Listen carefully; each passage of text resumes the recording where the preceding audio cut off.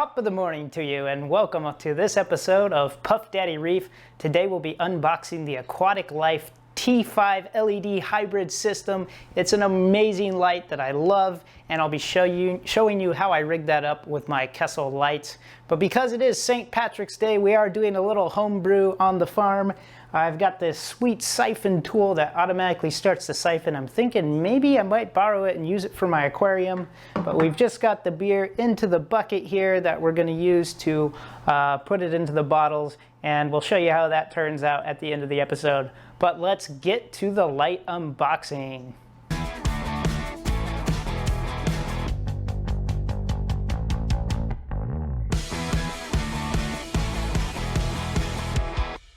Here's an update on the innovative Marine Nouveau Fusion Aquarium.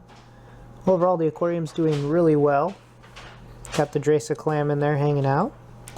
And the clownfish is loving his anemones. He just doesn't know what to do with it. He has 3 anemones and he loves each of them equally. The cool zoas are still looking awesome. So I picked those up at the Frag Farmers Market, as well as this gold Euphilia coral. And they're all doing pretty good. So that's that tank. This tank here is my failed power beaming experience. It's just way too hard to keep clean, so I'm going to be taking that down and really just be focusing on this tank. Alright, so the first thing I see here are some brackets. These are mounting brackets that are used for the... Ooh, they're pretty nice actually. They're mounting brackets that are used for the LED lights that you can put in. We'll set those aside. Next we have basically the holders for the Kessil LED cannons. And I'll open one of these up. So most people will probably be using those mounting brackets, but I'm really glad that they made it accessible for the Kessil lights as well. Especially because the Kessil lights, they've recently dropped the price.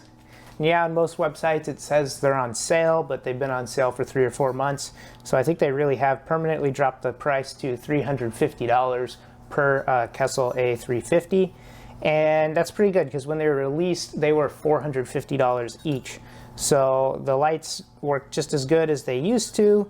They don't have any new enhanced features, but at least the price for those are going down. Whereas most of the other light retailers just are adding more and more features, mostly to entertain you, but sometimes to help the coral, and keeping their prices where they are. So, alright, we've got the mounting brackets here. We'll take a look at those when we get the thing set up. So, I don't necessarily need to unbox them all, but looks like we got 4 of these. You also get this. This is the bracket to hold the lights together. Honestly, I think they really just created brackets to bolt some lights together, and that was the main contribution. But the hanging kits here looks pretty good, and then we have some cables. So let's get to the lights. The next thing is the lights, and I think that is it. So it's a pretty simple unboxing, but here are the fixtures. Looks like the reflectors, well, they're not gold. It looks like they're gold from the screen, but really this is just a little shield to protect them, and then they're just kind of mirrored reflectors. But this is pretty nice. It's gonna span basically the entire tank, and that's kind of what I want for that really diffuse light. And then on top, there's basically this extruded top, and everything's going to mount in there, and then there's space for the screwed brackets on the side. So overall, I think this is it's a pretty simple setup, and mostly I think what they did is just create brackets that you can DIY your own system. So now I'm just taking the plastic off and the little protectors for the reflectors. One thing to know about the reflectors is they do have a little bit of a ripple to them, so it's a really thin metal. You got to be careful taking off that plastic, or you might mess up some of the metal. Now I'm screwing them together using the end brackets, and here's where I made a pretty big mistake. I put the end brackets on before putting on the hanging kit, and the hanging kit has to go on first. If you actually read the instructions, which I tend to not read instructions, they would have told you to do that. So I'm trying to get it in without taking off the bracket, and now I ended up just giving up, taking off the bracket and sliding in the hanging kit. One thing to note about the hanging kit is the end loop of the hanging kit is just a circular loop. So you really have to have some sort of hooks that you supply yourself to hook the light onto, or you have to have another type of holder that will attach it to the ceiling. So ceiling hooks is probably the simplest, easiest way. What I ended up doing is I have the hanging kit left over from the Aqua Illumination fixture back in the day, and that actually worked really well for me. The wire diameter's the same and they slide in. Now everything in here looks like it's going to fit really well. I'm going to put the kessil in the center, the AP700 in the center, and the T5s on either side. I'm drilling these 1/2-inch holes in order to stick everything in my ceiling. It took a while to actually find out where those holes are. Ended up the best way to figure out where to put the holes was using a straight edge and marking the ceiling on either side of the tank. I tried using a laser, but that wasn't it was actually less precise. It was laser precision was not laser precise, so I ended up just using a straight edge to find those holes. Then I scrolled these. Alright, so now for the moment of truth, we're gonna hang this light. Below it you can see my kind of jerry-rigged AquaticLife T5 hybrid I was using with the 4-foot fixture. But now we have the real deal.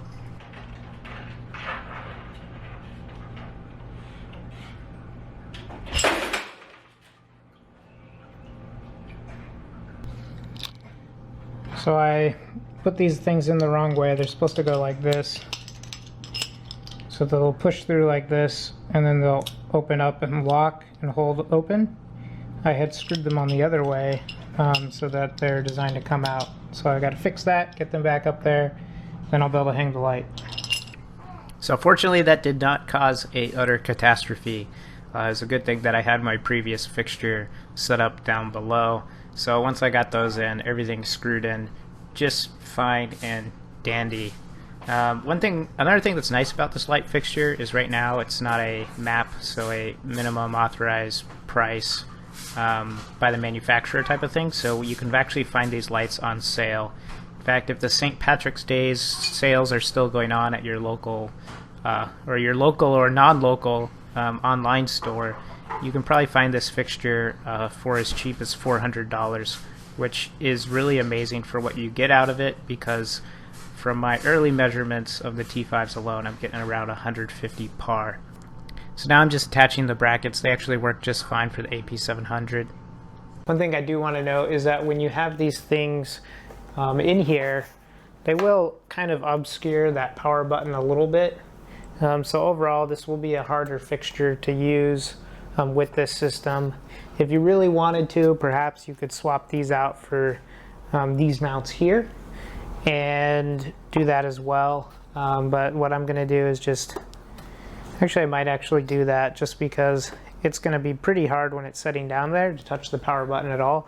I'm going to move this one to the center, so it's not going to be 100% stable, but it'll be pretty good. Another thing I wanted to point out on this light, somehow some moisture got along the edge here and caused some bubbling of this reflective material. So it almost seems like this reflective material is just some reflective plastic, and somehow some vapor, it was really humid one day, boiled up there. I was using the diffusion kit, and diffusion kit might have contributed to that. So I'm interested to see if maybe they'll patch that up for me. Maybe I'll give Kessil a call. So installing the Kessil lights into the fixture is really easy, especially for the cannons. They actually don't physically screw in. The brackets screw in, but then the Kessils kind of just sit in the gap, and gravity holds them in place. Looks really good. The next light, the light itself, you actually do screw the brackets to the panel fixture, and then those brackets go down. So looks good. Honestly, the Kessils stick up a little high, so it's not as clean look as the panel light.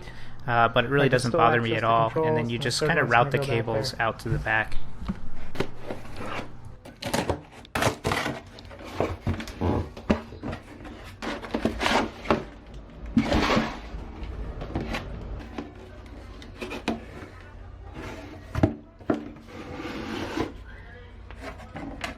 So this was an open box kessil that I purchased from saltwateraquarium.com. The total price came out to be $288. These are pretty reliable fixtures with no frills, so I had really no problem purchasing it.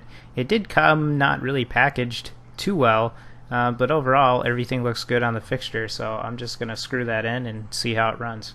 Ta-da! The lights are on and they look absolutely gorgeous.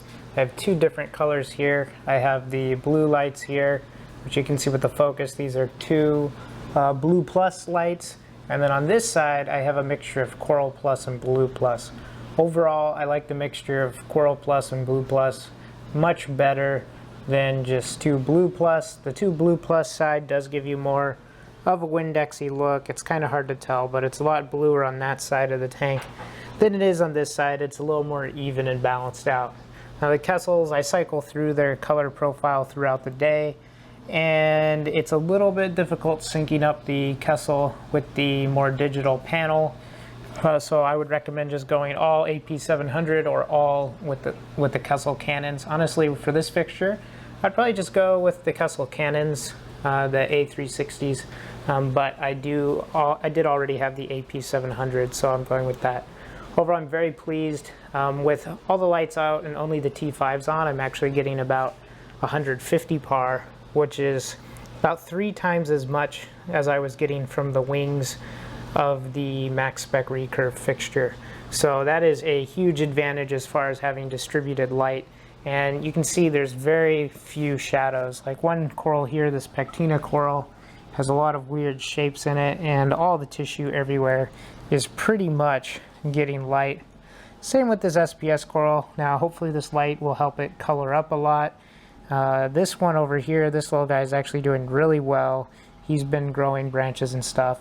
And the sand dollar, I actually have noticed after a week of having these lights up that there has been some growth. Now this coral here, this is the forest fire Montipora digitata, and that one still hasn't had time to color up after being on the old light schedule, so I'm not actually seeing any of the green show up in that yet, but I'm going to give it time because these other corals are responding pretty well. Of course, the brain coral down here is doing great, doesn't seem to notice much difference. So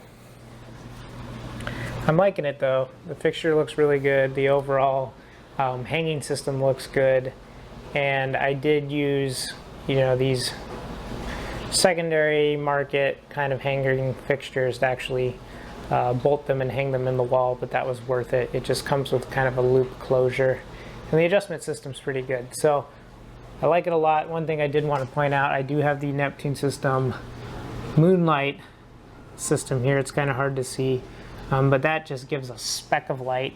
It's just the 2 LEDs, so I have one on either side. Just gives a tiny speck of light for moonlight, which is really good because it's almost unnoticeable, but the fish do notice it, so they don't jump off through the top, and you can get some viewing at night. So anyway, that's the tank. It's looking great. Looks really good with that fixture on it, and I'm just liking it a lot. It's getting very clear in the water, and of course this white acrylic, it takes a little work to scrub, but it does look a little bit like sand, and it does reflect light up everywhere. So once I fill this with SPS, I'm just predicting that I'll get amazing growth from all angles. So that is the summary for this aquarium with the AquaticLife T5 fixture, and I will post updates in it in future videos and definitely get some more par readings out to you. Thanks for joining us for this episode of Puff Daddy Reef. I want to wish you a happy St. Patrick's Day. Hopefully it wasn't too wild for you.